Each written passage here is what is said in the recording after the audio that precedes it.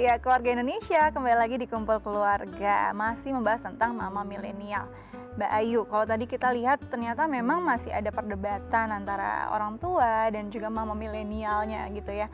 Dan kalau kita lihat banyak memang hal-hal yang secara pola asuh kayaknya sudah tidak relevan digunakan lagi di sekarang. Misalkan kalau misalnya waktu aku kecil nih Mbak Ayu, biasanya kalau jatuh pukul lantainya, kayak jadi menyalahkan orang lain. Kalau sekarang mungkin sudah tidak relevan dan jangan sampai digunakan gitu ya. Atau mungkin anak laki-laki tidak boleh menangis. Nah ini gimana ya Mbak untuk bisa menghilangkan hal-hal seperti itu? Karena kita sebagai mama mungkin tidak mau menggunakan itu, tapi nenek kan tetap ada di lingkungan dan circle anak kita. Bagaimana bisa mengomunikasikan ini agar tidak lagi digunakan ya, dan bisa menjelaskan impactnya seperti apa pada anak? Oke, menarik banget sih ya Dika pertanyaannya, karena emang itu sering terjadi dan mungkin keluarga Indonesia di rumah ada juga yang sedang berhadapan dengan situasi seperti ini gitu kan ya. Nah kalau kemudian gimana sih mengkomunikasikannya kepada orang tua, jelas itu membutuhkan kemampuan kita mengkomunikasikan sesuatu tanpa kemudian menyakiti hati orang tua.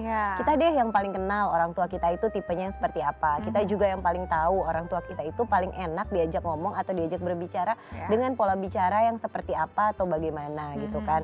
Nah kita gunakanlah waktu-waktu itu, kita gunakanlah kesempatan-kesempatan itu untuk kemudian memberikan pengetahuan-pengetahuan dan insight baru kepada orang tua bahwa itu udah nggak relevan lagi gitu. Tapi mungkin nggak langsung seperti menyerang, mah itu nggak boleh gitu, itu udah nggak begini-gini lagi menurut pakar ini gini gitu kan. Bahkan menggurui gitu, menggurui seolah-olah kan seperti menggurui, sehingga itu kan mungkin bisa melukai perasaan orang tua gitu. Tapi kalau misalnya diajak ngobrol pada saat lagi kondisi-kondisi yang santai, ya melihat tadi ada artikel atau kemudian sekarang ternyata nggak boleh kayak gini loh, ternyata efeknya seperti apa. Nah penting banget tuh untuk menjelaskan juga kepada orang tua, bukan hanya jangan seperti itu, misalnya kayak jangan menyalahkan bendanya gitu kan.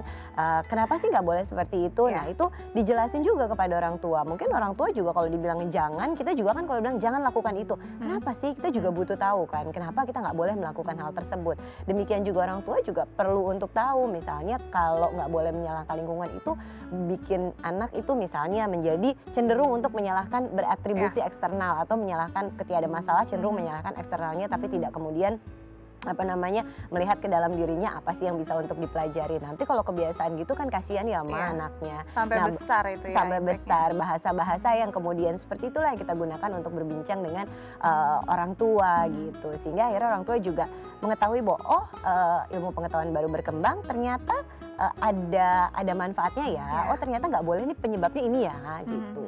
Oke.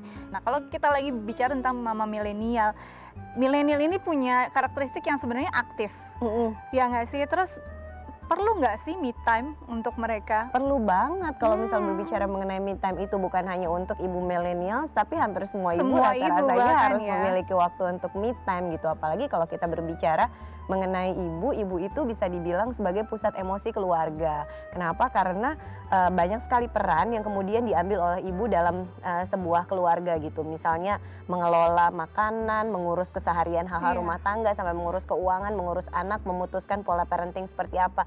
Itu menjadi tugas utamanya ibu. Saking banyaknya tugas ibu gitu ya, itu sering membuat ibu merasa drowning.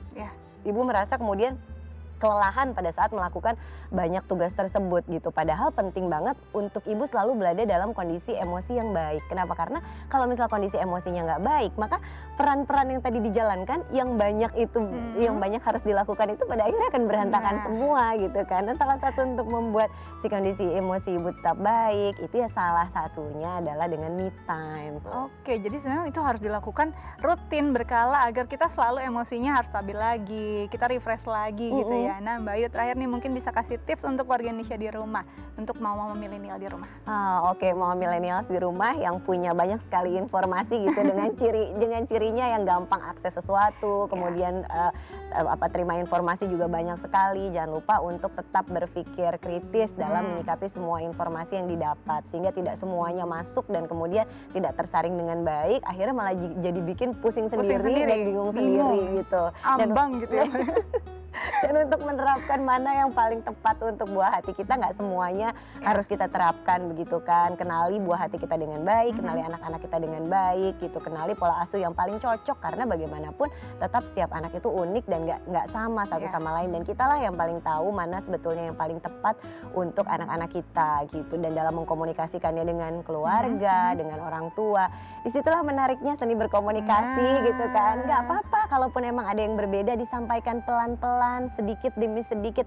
Masa sih kalau disampaikan sedikit demi sedikit setiap hari nggak tergerak juga gitu kan. Hanya tinggal bagaimana menyampaikannya dengan baik, sehingga akhirnya informasi terbaru gitu bisa juga menjadi insight dan membawa kebaikan untuk sekeluarga gitu. Amin. Mudah-mudahan perbincangan kita hari ini juga membawa kebaikan ya untuk keluarga Indonesia di rumah. Dan hari ini kayaknya aku mau me time abis ini langsung. Oke deh. Oke Mbak Ayu, terima kasih banyak ya. Jangan bosan-bosan main di kumpul keluarga. Oke keluarga Indonesia, hari ini saya pamit dulu. Semoga bisa jadi inspirasi untuk keluarga Indonesia di rumah ya. Sampai ketemu lagi di kumpul keluarga.